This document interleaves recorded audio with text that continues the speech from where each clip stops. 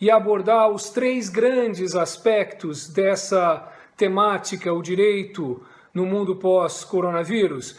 Eu quero falar um pouquinho das relações internacionais do mundo com a China e as repercussões jurídicas disso. Depois quero falar um pouquinho sobre os grandes problemas que surgiram na União Europeia e que precisarão de um enfrentamento jurídico nesse momento que se segue à pandemia, para depois então falar dos grandes problemas que cercam os direitos de todos os países do mundo, inclusive o nosso Brasil. E aí então eu fecho e eu acho que em 1 hora a gente consegue falar de todas essas coisas. Tá bom assim? Então vamos lá. Tá ótimo. Primeiro, em relação ao mundo e à China. Eu tenho a impressão que esse é o primeiro grande legado dessa pandemia, é essa desarticulação generalizada das relações dos países com a China. Eu acho que o pano de fundo, aquilo que colocou a China em grande destaque nesse último ano, foi a guerra comercial com os Estados Unidos. Mas, se isso serve como pano de fundo, a pandemia vai deixar uma série de rastros e uma série de consequências e de resultados inapagáveis e que precisarão ser enfrentados no plano das relações internacionais pelo direito. A primeira coisa que eu preciso referir é o fato de que a epidemia começou na China. Ela começou na China. E eu sinto que há no mundo uma crescente desconfiança em relação à China por conta das dúvidas sobre a origem do coronavírus. Eu sei que não é possível afirmar nada em relação a isso, mas eu também percebo que muita gente tem dúvidas enormes sobre se esse vírus não foi criado em laboratório ou se esse vírus não saiu da sua segurança dentro de um laboratório por uma ação voluntária. Há uma grande discussão em relação a isso e uma grande desconfiança, e eu acho que esse é um grande legado, essa desconfiança em relação à origem da pandemia. Em segundo lugar, eu acho que foi gerada no mundo uma desconfiança grande também pelo fato das autoridades chinesas terem demorado tanto tempo para comunicar a ocorrência da epidemia e de que ela estava a caminho do Ocidente. E tenho para mim que os governos e os povos do mundo não se conformam com o fato da China ter levado tanto tempo. Essa comunicação podia ter acontecido 1 mês antes.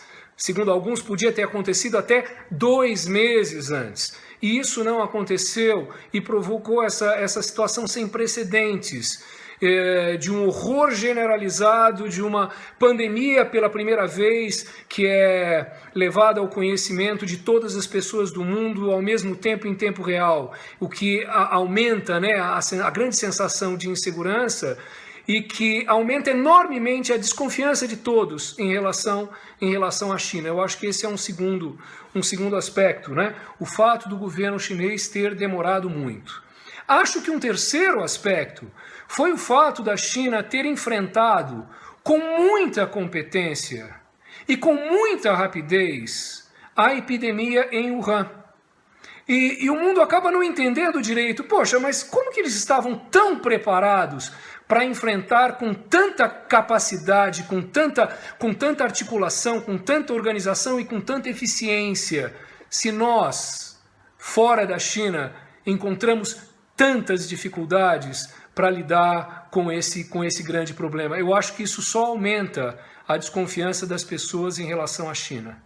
Um quarto aspecto é o fato de que, a partir dessa desconfiança generalizada, o mundo coloca muitas interrogações em relação a todas as informações oficiais que vêm do governo chinês a partir de então, o que só piora as coisas no plano das relações internacionais. Tudo isso é muito ruim para o mundo, isso é muito ruim para todos os povos e, principalmente, é muito ruim para a China, inclusive com uma repercussão negativa que vai bater em cada um dos chineses que estão fora da China, que já estão sofrendo preconceito em muitos lugares do mundo por todas essas razões anteriores.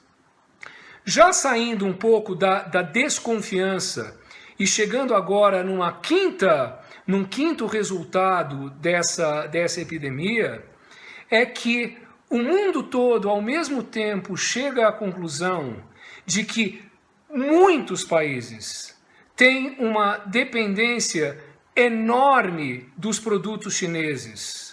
Na Europa, nos Estados Unidos, para citar apenas dois grandes consumidores de produtos chineses.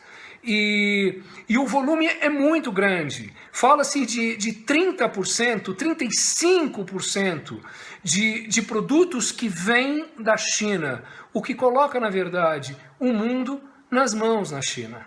O que acaba se traduzindo numa coisa muito concreta e muito real nessas últimas semanas, que é o mundo perceber o quanto ele depende de materiais de saúde, de quanto ele depende de remédios que são produzidos em território chinês. O que está gerando essa confusão no mundo inteiro em relação à falta de capacidade, a falta de possibilidade da China suprir o mundo inteiro com esses medicamentos e com esses equipamentos. Tudo isso haverá, por certo, de ser repensado e reequacionado a partir do final da pandemia. Mas aí, o fato da pandemia ter colocado a China no centro do mundo trouxe uma outra preocupação para o mundo todo. É que as pessoas começaram a se interessar pela China. E eu acho que isso é generalizado em todos os lugares. As pessoas começaram a ouvir mais sobre a China, começaram a se informar mais sobre a China. E começaram a perceber que existe um grande projeto político da China, no sentido de se tornar a grande nação, a nação hegemônica do mundo em algumas décadas. E essa intenção de hegemonia passa pelo lado militar. A China tem explicitamente a intenção de se tornar a maior potência militar do mundo em algumas décadas. Em mais alguns anos, a China já será a primeira economia do mundo, passando os Estados Unidos. E em mais algumas décadas, talvez se torne de fato a maior potência militar do mundo. Há, então, um interesse político da China de dominar todos os campos da atividade humana, inclusive a atividade cultural. A China quer ser um país hegemônico como os Estados Unidos, na verdade, foram nessas últimas décadas depois da Segunda Guerra Mundial. E isso acaba preocupando muito as pessoas e os governos em todo o mundo. O fato é que, em meio a essa preocupação generalizada, nós teremos de tentar equacionar tudo isso a partir do final dessa pandemia. E aí, nós encontramos alguns problemas para os quais as pessoas têm dado muito mais atenção hoje do que davam há 2 meses atrás. O fato da China ter estabelecido um projeto que é um projeto de expansão de influência política que se chama a Nova Rota da Seda, que passa por uma atitude agressiva de angariar influência política, principalmente na Ásia e na África. E esse projeto, ele está assustando muito as pessoas. Quer dizer, a ONU terá de ter um papel muito importante nesse pós-coronavírus, em termos jurídicos, para equacionar alguns problemas sérios que agora estão no conhecimento de todas as pessoas no mundo. Então, nós pensamos em algumas coisas que são internas à China, alguns problemas que vão repercutir no mundo inteiro e que são internos, mas existem alguns problemas que são externos. A China tem a intenção de redesenhar o seu mar territorial para abranger uma parte significativa do mar da China. O mar é chamado de Mar da China, mas esse mar não pertence apenas à China. Quem seria comprometido com isso? O Japão, a Coreia do Sul, os países da Ásia, todos ali para baixo do leste asiático, vão, na verdade, sofrer a influência e a pressão da China no sentido desse redesenhar dos mares territoriais, não é?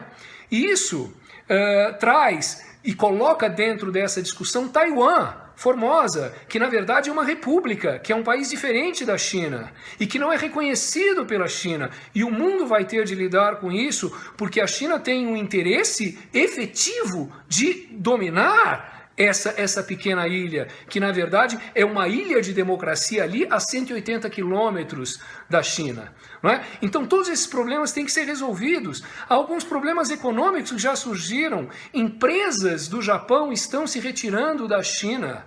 O Japão tem um grande temor em relação a essa expansão econômica, cultural, política e militar da China. Tudo isso vai ter que ser resolvido. Eu me lembro de uma manifestação recente do secretário-geral da ONU, Antônio Guterres, dizendo o seguinte: olha, as leis normais já não podem ser aplicadas normalmente porque nós estamos vivendo um momento de extraordinária dificuldade. E para esses momentos de extraordinária dificuldade nós precisaremos de normas extraordinárias. Eu acho que a ONU vai ter que lidar com tudo isso, com esse problema dos países em relação à China, da guerra comercial dos Estados Unidos em relação à China. Aí a gente já está pensando na OMC, né, a Organização Mundial do Comércio, e a OMS, a Organização Mundial da Saúde. Para muitos a influência chinesa é grande demais em relação a isso. Essa coisa da governança da OMS haverá de ser repensada no momento pós-coronavírus. Nós teremos de rediscutir todas estas coisas, as relações comerciais, as relações econômicas.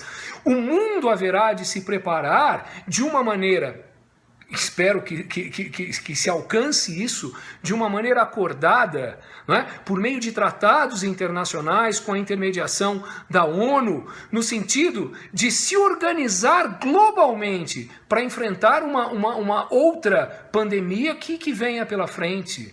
Houve uma grande desorganização e, partindo de uma base que não previa a necessidade ou a conveniência de uma organização jurídica para combater uma pandemia mundial. E tudo isso agora está colocado na mesa e nós vamos ter que pensar nisso. Fora os problemas econômicos, onde na verdade, a ONU vai ter que ter um papel muito importante, né? Essas instituições como o FMI, como o Banco Mundial, vão ter que participar, e os países todos vão ter de se juntar nesse esforço de guerra pós-coronavírus, para reorganizar, rearticular essas relações, para que o mundo não seja mais pego de surpresa, como foi há algumas semanas por essa crise toda do coronavírus.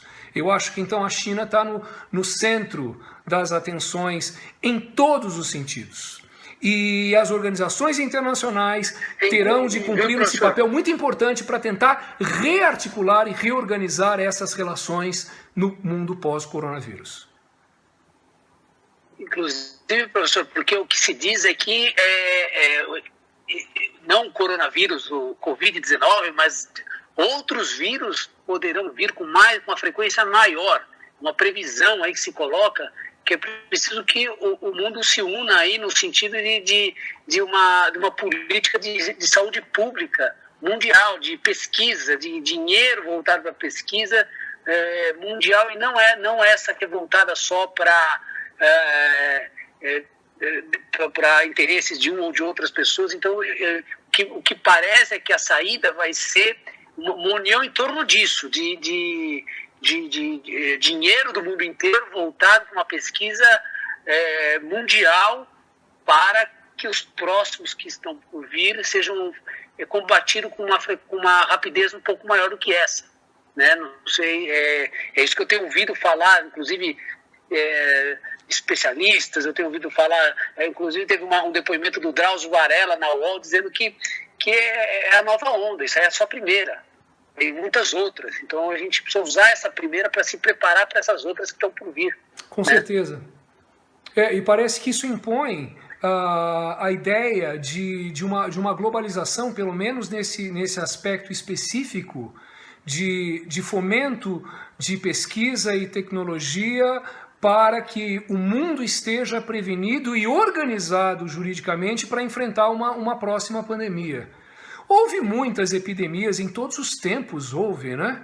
A gente sabe disso, muitas. Mas o fato é que se as epidemias antes elas se transmitiam na velocidade do andar de um homem, depois na velocidade do andar de um cavalo, depois na velocidade de um andar dos barcos que andavam à vela, depois, já chegando mais perto do século XX, dos barcos movidos a máquinas a vapor. Hoje, a velocidade é incrível, não é? Os vírus se transmitem em horas por meio de aviões. Então, nós realmente temos de nos preparar para isso e o mundo vai ter que se unir e a ideia de globalização, pelo menos em torno desse grande problema, vai ter que acontecer. Isso depende de dinheiro, isso depende de boa vontade, isso depende de articulação política. A ONU vai ter que cumprir esse papel com muita eficiência para que esse objetivo seja alcançado. E haverá de haver tolerância e bom senso de todos em torno de uma mesa para fechar um acordo que nos deixe o mundo todo um pouco mais seguros em relação a uma próxima pandemia. Há quem fale até da necessidade de uma constituição mundial. Essa ideia é rebatida por muitos e eu acho que ela está muito longe de poder ser cogitada como uma coisa realmente concreta, porque os países teriam de abrir mão de suas soberanias, do poder de decidir as coisas em prol de uma Constituição Mundial. Eu acho que esse não é o caso, mas que nós assistiremos ao surgimento de talvez centenas de tratados internacionais no sentido de organizar o mundo para enfrentar uma nova pandemia, nessa área de saúde, com certeza isso vai acontecer, com os seus reflexos econômicos, não é? Porque o estrago econômico vai ser tão grande que essas organizações internacionais e o mundo daqueles que têm dinheiro, os países mais ricos e os bancos internacionais e mesmo os bancos privados que hoje dominam o mundo, todos terão de se articular no sentido de prover o mundo de recursos para o enfrentamento de novas pandemias. Eu acho que a China deixa esse tenebroso legado, não é? Porque não vai ser fácil construir tudo isso, mas nós teremos de construir tudo isso. Tá bom. Então, eu acho que o segundo ponto agora dessa nossa live é falar no direito no mundo pós-coronavírus sob a ótica da União Europeia. Sob a ótica da União Europeia. Essa desarticulação a que me referi, envolvendo os países do mundo e a China, essa mesma desorganização, ela é percebida hoje dentro do território europeu, dentro da União Europeia. Por quê? A União Europeia não estava preparada, como ninguém no mundo estava preparado, para uma pandemia como essa. Alguns problemas que surgiram, eu quero citar alguns poucos, mas que mostram a dimensão do problema, não é? Quando a Itália, depois da China, se torna o grande epicentro da pandemia, qual foi a primeira atitude da Itália no sentido de enfrentar o problema? Foi o de pedir ajuda a duas nações poderosas, gigantes, em termos de auxílio para o enfrentamento da pandemia? França e Alemanha. O que a Itália queria? Equipamentos, respiradores, máscaras, remédios, todas essas coisas envolvidas no enfrentamento clínico, não é, da pandemia. E a resposta foi negativa. Nesse momento de pandemia, nós, a França, nós, a Alemanha, não podemos permitir a exportação desses produtos para a Itália, porque nós precisaremos deles. E a resposta foi negativa. Uau! Eles são, na verdade, como que uma federação de estados. E eles não conseguiram resolver esse problema, quando a Itália, na verdade, era o grande epicentro, com milhares de pessoas morrendo. E eles não receberam a devida ajuda de França e de Alemanha.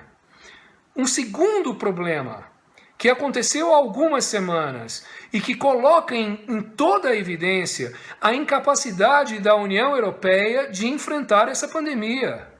O que foi sugerido? Foi sugerida a criação de um fundo europeu em que todos os países contribuíssem com dinheiro para que esse dinheiro arrecadado por meio desse fundo fosse direcionado ao enfrentamento naqueles países que estavam vivendo a crise de uma maneira mais aguda, como Espanha, Itália, França. Muitos países apoiaram. A França, a Espanha, a Itália, Portugal, Grécia apoiaram a criação do fundo. Mas sabem o que aconteceu? O fundo não saiu, porque a Alemanha, a Áustria, a Finlândia, a Eslovênia não concordaram com a formação do fundo. Talvez se esse fundo tivesse sido constituído emergencialmente, a situação crítica hoje vivida pela Europa, e principalmente por Espanha, Itália, França, talvez essa situação não fosse tão crítica assim. Olha só, a União Europeia não foi capaz de enfrentar devidamente o problema. Moral da história: assim como o mundo vai ter de repensar todas essas coisas e construir soluções por meio de tratados, de convenções, de acordos multilaterais para tornar o mundo um pouco mais seguro em relação à pandemia, a Europa vai ter de realizar isso urgentemente. Urgentemente. É sabido que há muito tempo se fala de uma Constituição da União Europeia. Eles chamam essa ferramenta jurídica de Constituição Europeia. O fato é que na União Europeia há 15 anos que se aprovou uma Constituição da União Europeia chamada Constituição Europeia, em 2004. Só que a vigência dessa Constituição Europeia, ela dependia da aprovação por plebiscito dos países que integram a União Europeia. E houve, na verdade, duas vozes dissonantes dentro da União Europeia. A França não topou e a Holanda não topou que a Constituição surgisse. Então, nós não temos uma Constituição na União Europeia, o que é algo absolutamente natural, porque eles são, de alguma maneira, uma federação, e essa federação depende de uma Constituição para funcionar. Ela funciona sem essa Constituição.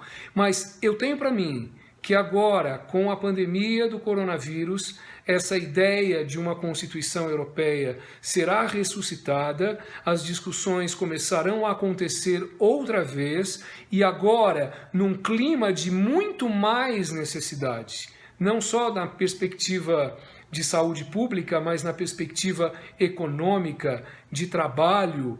Essa Constituição agora terá uma grande chance de vir a existir em solo europeu.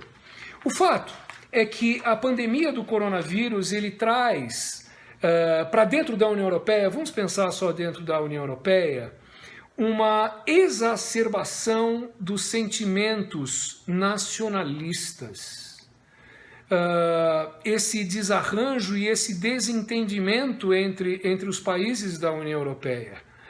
Isso vai se traduzir, ou já está se traduzindo, em fechamento de fronteiras. Isso já aconteceu. Numa restrição enorme. Isso deve permanecer depois do encerramento da pandemia. Um controle enorme da imigração. Nós não sabemos como ficarão direitos como o de livre movimentação na Europa depois dessa pandemia. Pelo menos essas coisas todas terão de ser rediscutidas num nível completamente diferente, porque os países percebem que a falta de uma precisão jurídica em relação a essas coisas todas traz uma insegurança enorme para todos. De sorte que tudo isso haverá de ser rediscutido, e eu acho que o clima será favorável à criação de uma Constituição em solo europeu. Além disso,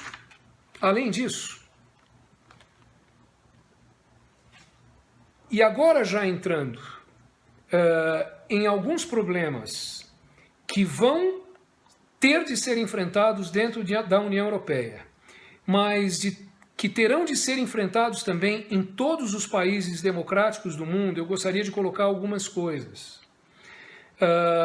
E o Brasil é um grande exemplo disso, e talvez seja o exemplo mais agudo disso.